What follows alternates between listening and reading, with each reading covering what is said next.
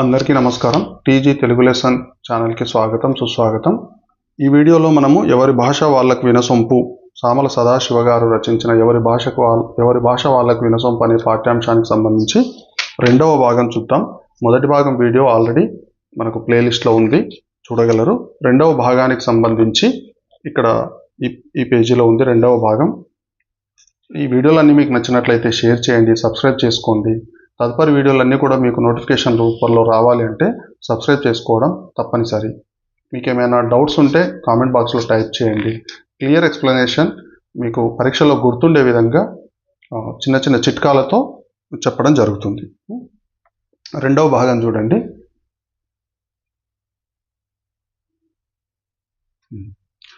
మహబూబ్ నగర్ వాళ్ళ భాష తెలుగుతనం కలిగి ఉంటుంది. సురవరం ప్రతాపరెడ్డి గారిది కూడా మహబూబ్ నగర్ జిల్లానే. వారి రాతలోనూ మాటలోనూ మహబూబ్ నగర్ జిల్లా ప్రాంతీయత కనిపించేది.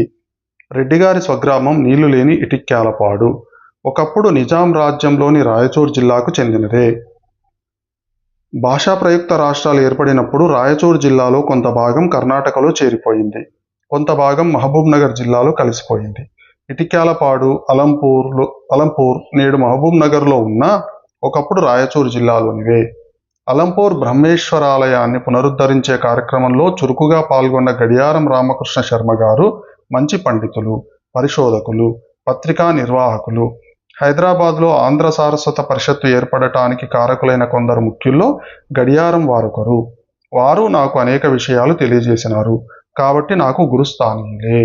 ఇందాక మొదటి వీడియోలో మనం చెప్పుకున్నాం కదా, గురుస్థానీయులు అంటే ఎవరని. గురుస్థానీయులు అంటే మనకు తెలియని విషయం తెలియజెప్పిన వారందరూ కూడా గురుస్థానీయులే. ఇక్కడ మహబూబ్ నగర్ జిల్లా భాష గురించి తెలియజేయడం జరుగుతుంది. ఇక్కడ మహబూబ్ నగర్ జిల్లాకు సంబంధించి సురవరం ప్రతాపరెడ్డి పేరు ప్రస్తావించారు. సురవరం ప్రతాపరెడ్డి అంటే మీకు 9వ తరగతిలో సురవరం ప్రతాపరెడ్డి ఉపవాచకంలో ఉంది.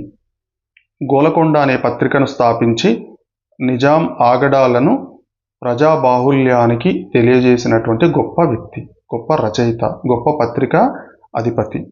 గోలకొండ పత్రిక స్థాపకుడు సురవరం ప్రతాపరెడ్డి. సురవరం ప్రతాపరెడ్డి మహబూబ్ నగర్ జిల్లాలో ఉండేవాడట. అదే మహబూబ్ నగర్ జిల్లాలో గడియారం రామకృష్ణ శర్మ కూడా ఉన్నారట. ఈ గడియారం రామకృష్ణ శర్మ కూడా సామల సదాశివ గారికి గురుస్థానీయులు. ఇక్కడ ఈ భాగంలో గురుస్థానీయులు అని ఎవరినంటారు అనేది ఇక్కడ మీకు ఇంపార్టెంట్, ముఖ్యమైనది. తర్వాత చూడండి రెండవ భాగం ఇంకా కొంత ఉంది. నల్గొండ జిల్లా తెలుగు కూడా సొంపైనదే. కనిపిస్తుంది కదా. మహబూబ్ నగర్, నల్గొండ జిల్లాలకు చెందిన ఎందరో కవులు, కథకులు, పత్రికా విలేకరులు హైదరాబాద్లో ఉన్నారు. 50 ఏళ్ల కిందటి వరకు నల్గొండలోని ఏదో ఆశ్రమంలో అంబటిపూడి వెంకటరత్నం గారనే కవి ఉండేవారు. వత్సలుడు మొదలైన రమ్యమైన కావ్యాలు ఎన్నో రాసినారు వారు. ఆంధ్ర సారస్వత పరిషత్తు నిర్మాతల్లో కొందరు వారి శిష్యులు. పరిషత్తు నిర్వహించే పరీక్షల్లో అంబటిపూడి వారి ఏదో కావ్యం, కప్పగంతుల వారి సంక్షిప్త వ్యాకరణం సిలబస్లో ఉండేవి. నేను వారి గ్రంథాలు చదివినాను గాని వారి పరిచయం పొందలేదు. వారు కూడా వేలూరి వారి శిష్యులే. వేలూరి వారి ఏకలవ్య శిష్యునైన నేను ఏమి నేర్చుకున్నానో కొండూరి వీరరాఘవాచార్యులు కూడా వేలూరి వారి ఏకలవ్య శిష్యులే. ఇప్పుడంతగా గుర్తులేదు కానీ ఇదిగో ఈ మాత్రం రాయగలుగుతున్నాను. ఇక్కడ ఏకలవ్య శిష్యుడు అనేది ఇక్కడ ముఖ్యమైనది. ఏకలవ్య శిష్యుడు అంటే గురుముఖత నేర్చుకోకుండా పరోక్షంగా ఆ గురువు యొక్క విద్యను నేర్చుకోవడం. ఉదాహరణకంటే ఏకలవ్య శిష్యుడు అనేది ఎందుకు వచ్చిందంటే, ద్రోణాచార్యుడు విలువిద్యను ఏకలవ్యుడికి నేర్పడానికి అంగీకరించాడు. కేవలం నేను రాజవంశీకులకే నేర్పిస్తాను అని చెప్పేసి ఆటవిక జాతి అయినటువంటి ఏకలవ్యుడికి నేర్పించడానికి అంగీకరించాడు. అప్పుడు ఏకలవ్యుడు ఏం చేస్తాడంటే, ద్రోణుడి యొక్క మట్టి బొమ్మను తయారు చేసుకొని ద్రోణుడే నేర్పిస్తున్నాడు అని మనసులో అనుకొని ద్రోణాచార్యుని ఊహించుకొని విలువిద్య నేర్చుకొని అర్జును కంటే గొప్ప విలుకాడు అవుతాడు. అలా గురుముఖత కాకుండా ఇండైరెక్ట్గా, అంటే ఇప్పుడు ఆన్లైన్ లెసన్స్ వినడం కానీ లేదా పుస్తకాల ద్వారా నేర్చుకోవడం కానీ ఇదంతా కూడా ఏకలవ్య శిష్యుడు లాగానే అన్నమాట. ఇక్కడ ఏకలవ్య శిష్యుడు అంటే మీకు క్లియర్గా అర్థం కావాలి. ఏకలవ్య శిష్యుడు అంటే గురుముఖత నేర్చుకోకుండా, ప్రత్యక్షంగా గురువు దగ్గర నేర్చుకోకుండా పరోక్షంగా గురువు చెప్పినటువంటి విద్యను నేర్చుకోవడం. ఓకే, నెక్స్ట్ తర్వాత చూడండి. తెలుగులోను ఉర్దూలోను ఎందరెందరి దగ్గర ఏమేమి నేర్చుకున్నానో అదంతా రాయాలంటే ఒక పుస్తకం అవుతుంది. ఇక్కడ నేను రాస్తున్నది ప్రాంతీయ భాష పలుకుబడి గురించి. పలుకుబడి, నుడికారం, జాతీయాలు అనే వాటికి ఉర్దూలో చాలా ప్రాముఖ్యం ఉన్నది. పలుకుబడి అంటే యాస, పలుకుబడి అంటే యాస, యాక్సెంట్ అన్నమాట. నుడికారం అంటే మాట చమత్కారం. నుడికారం అంటే మాట చమత్కారం, చమత్కారంగా మాట్లాడడం నుడికారం. జాతీయాలు అనే వాటికి ఉర్దూలో చాలా ప్రాముఖ్యం ఉన్నది. వాటిని రోజ్మర్రా, ముహావిరా అంటారు. ఉర్దూలో జాతీయాలు అనేవంటారు, రోజ్మర్రా, ముహావిరా అంటారు. ఉర్దూ ముహావిరాల గురించి తర్వాత రాస్తాను. అది రాయందే ఈ ముచ్చట్లు ముగియవు. వరంగల్ తెలుగును టక్సాలీ తెలుగు అనవచ్చు. ఢిల్లీ ఉర్దూను టక్సాలీ ఉర్దూ అంటారు. టక్సాల అంటే టంకసాల. టంకసాలలో తయారయ్యే నాణేలకే విలువ. ఇతరులు ఎవరైనా తయారు చేస్తే అవి నకిలీ నాణేలు, అవి చలామణిలో లేవు, పైగా ప్రభుత్వం జప్తు చేస్తుంది. టంకసాల అంటే ఇంగ్లీష్లో ఏమంటామంటే మింట్ అంటాం. మింట్ మింట్ అంటే మింట్ అంటాం. మింట్ అంటే ఏంటంటే కరెన్సీ తయారు చేసే ప్రదేశం. అధికారికంగా ఇక్కడ కరెన్సీ తయారవుతుంది. ఇక్కడ తయారైన కరెన్సీయే ఒరిజినల్ కరెన్సీ. ఇక్కడ తయారు చేయని కరెన్సీ బయట వేరే ఎక్కడ తయారు చేసినా కూడా అది దొంగ నోట్లు, ఫేక్ కరెన్సీ అవుతుంది. దొంగ నోట్లు అనేవి నకిలీ నాణ్యాలు, నకిలీ కరెన్సీ. నకిలీ కరెన్సీ ఉంటే పోలీసు వాళ్ళు పట్టుకుంటారు. అంటే వరంగల్లో మాట్లాడే తెలుగు టక్సాలీ తెలుగు అంటారు. అంటే ఒరిజినల్ తెలుగు అని అర్థం. అది కలుషితం కాలేదు, పొల్యూట్ కాలేదు, కల్తీ కాలేదు అని అర్థం. కల్తీ కావడం అంటే ఏదైనా ఒక పదార్థం కల్తీ కావడం అంటే అర్థం ఏంటి? కల్తీ కావడం అంటే ఏంటంటే ఏదైనా ఒక పదార్థంలో ఇంకొక వేరే పదార్థం కలిసి అసలు పదార్థాన్ని పొల్యూట్ చేయడం, కలుషితం చేయడం. అంటే ఉదాహరణకు పాలు ఉన్నాయి, చిక్కని పాలల్లో నీళ్లు పోస్తే పాల రాగానే కనిపిస్తాయి, కానీ అవి నీళ్ళ పాలు, అది కల్తీ పాలు అన్నమాట. అలాగా భాష కూడా ఎప్పుడు కల్తీ అవుతుంది అంటే ఒక భాష మాట్లాడే వాళ్ళ దగ్గర ఇతరత్ర భాషలు మాట్లాడే వాళ్ళు, ఇతర భాష మాట్లాడే వాళ్ళు వచ్చి ఈ భాషా పదాలు ఆ భాషా పదాలు కలిసినప్పుడు అప్పుడు భాష కల్తీ అవుతుంది. అంటే ఒక భాషలో ఇంకో భాషా పదాలు కలిసినప్పుడు భాష కల్తీ అవుతుంది. కల్తీ కావడం అంటే ఇక్కడ ఏంటంటే కలుషితం కావడం. అంటే ఆ భాషలో వేరే భాషా పదాలు వచ్చి చేరడం, దానివల్ల భాష కలుషితం అవుతుంది.